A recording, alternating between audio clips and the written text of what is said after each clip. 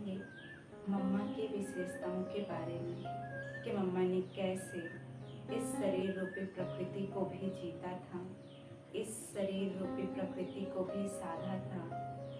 जब मम्मा को कैंसर हुआ, मम्मा को दर्द होना शुरू हुआ, तो मम्मा ने बाबा से कहा कि बाबा इस प्रकार का दर्द हो रहा है। तब बाबा ने कहा कि बच्चे आप बॉम्बे चले जाओ और डॉक्टर को दिखाओ। और रमेश भाई और मम्मा जब डॉक्टर के पास गए तो डॉक्टर ने कहा कि मम्मा को कैंसर हो गया है। तो डॉक्टर ने मम्मा को कहा और रमेश भाई जी को भी बताया कि मम्मा को रेडिएशन देना पड़ेगा, क्योंकि उस समय कैंसर के इलाज की सुविधाएं उतनी उपलब्ध नहीं थी, ना ही उतनी दवाइयाँ भी मिलती थी। तो मम्मा को रेडिएशन दिया गया और मम्मा रमेश भाई के साथ मधुबन वापस आ गए।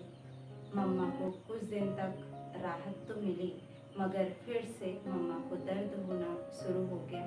तो बाबा ने कहा बच्चे एक बार और बॉम्बे जा कर के दिखाओ। तो मम्मा और रमेश भाई फिर से हॉस्पिटल गए। तो रमेश भाई जी को डॉक्टर ने बताया मम्मा के चेकअप के बाद कि कैंसर अब पूरी तरह से बढ़ चुका है और आपकी मम्मा के पास केवल और केवल 4 महीने ही बचे हैं। तब रमेश भाई जी सोचने लगे कि अब मैं पापा को कैसे बताऊं, बहुत ही दुख का विषय है। तो रमेश भाई जी ने बाबा को कहा, बाबा को लेटर लिखा कि बाबा डॉक्टर ने ऐसा ऐसा कहा है। तो बाबा ने कहा बच्चे आप मुझे क्यों बता रहे हो, आप मम्मा को बताओ। तो रमेश भाई जी ने कहा कि बाबा मैं मम्मा को कैसे बताऊं। तो बाबा ने कहा बच्चे कोई बात नहीं है, मम्मा ज्ञानी तो आत्मा है, वो सभी बातों को समा लेते हैं, उनको किसी भी प्रकार की सदमा आदि नहीं होगी, आप उन्हें बता दो। तब रमेश भाई जी ने मम्मा को लेटर के माध्यम से बताया। तो मम्मा बस पढ़ी और उनके मुख पर, उनके चेहरे पर कोई अलग से भाव नहीं थे, न ही कोई चिंता न दुख। मम्मा अचल अडोल स्थिति में रहने वाली वैसे ही माँ प्रतीत हो रही थी। और रमेश भाई जी ने मम्मा को बताया कि मम्मा बाबा ने आपको कहा है कि आप अगर बॉम्बे जाना चाहें या मधुबन जाना चाहें, आप जहाँ भी जाना चाहें जा सकते हैं। तो मम्मा ने कहा मैं मधुबन ही चलूँगी और मम्मा और रमेश भाई जी मधुबन लौटे।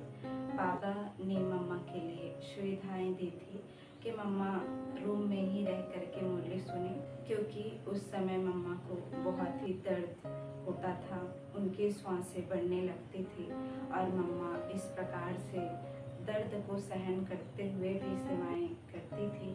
मम्मा जब बाहर आती थी अपने रूम से दादियों से मिलने व बाबा से मिलने, तो दादी के चेहरे पर बिल्कुल उस दर्द का आभास नहीं होता था, वही फेस चमकता हुआ दिव्य अनुभव होता था। 24 जून की ही बात है, जब मधुबन में पार्टियां आई हुई थी, आंगन में अंगूर के फल लगे हुए थे और बाबा ने मम्मा को कहा बच्चे आप सभी बच्चों को अंगूर खिलाओ।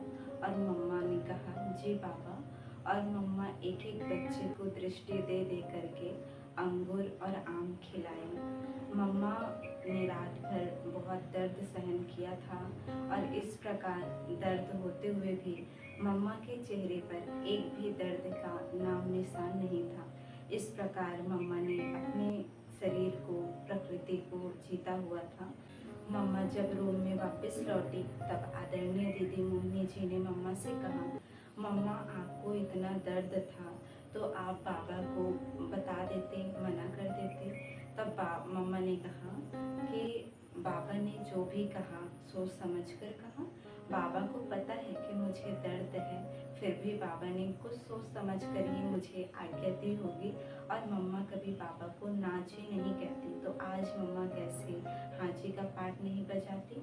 इसलिए मम्मा ने सभी बच्चों को अंगूर खिलाया और आगे चल के ये पता चला कि बाबा ने मम्मा को अंगूर खिलाने के लिए इसीलिए कहा था क्योंकि बाबा चाहते थे कि मम्मा का हर कर्म यादगार हो जाए। इसीलिए ही आज हर 24 जून को सभी ब्रह्मवत्सों को अंगूर खिलाया जाता है। उस मातेश्वरी मम्मा के वात्सल्य की निशानी, उनके स्नेह और हर एक बच्चों के प्रति प्रेम की निशानी हम सबको बाबा की ओर से स्वीकार कराया जाता है।